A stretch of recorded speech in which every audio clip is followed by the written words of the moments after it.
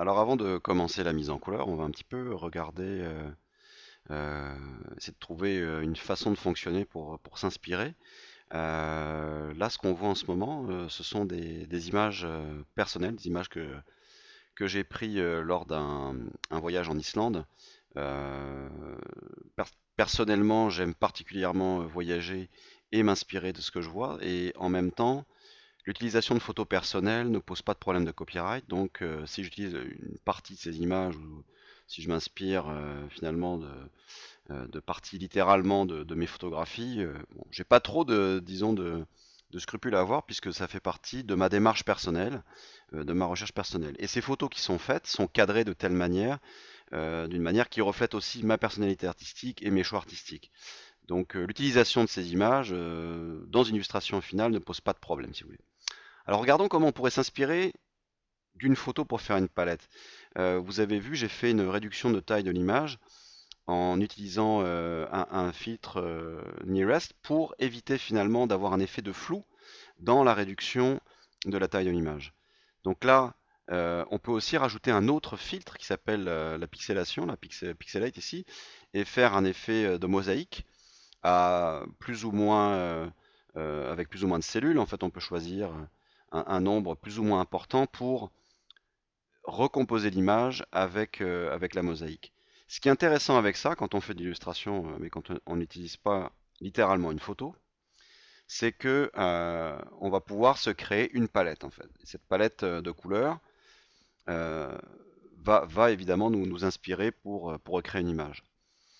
Donc je dirais, là voilà, vous voyez avec l'outil de donc le color picking, donc la pipette pour dessiner, on va pouvoir aller chercher, aller regarder quelles sont les couleurs qui composent cette image, cette photographie.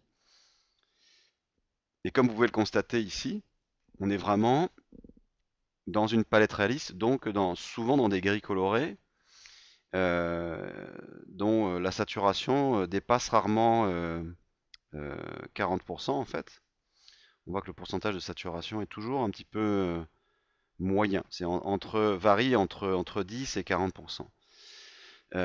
Mais la valeur de contraste, par exemple aussi, est quand même assez forte. On a quand même des noirs et des extrêmes plus clairs. Donc ça permet quand même de s'inspirer de valeurs de saturation et de valeurs de contraste réalistes. Si jamais on partait en fait dans l'idée euh, d'utiliser ça. Donc Nearest pour la réduction de l'image. Donc comme vous voyez ici, on a une réduction au pixel.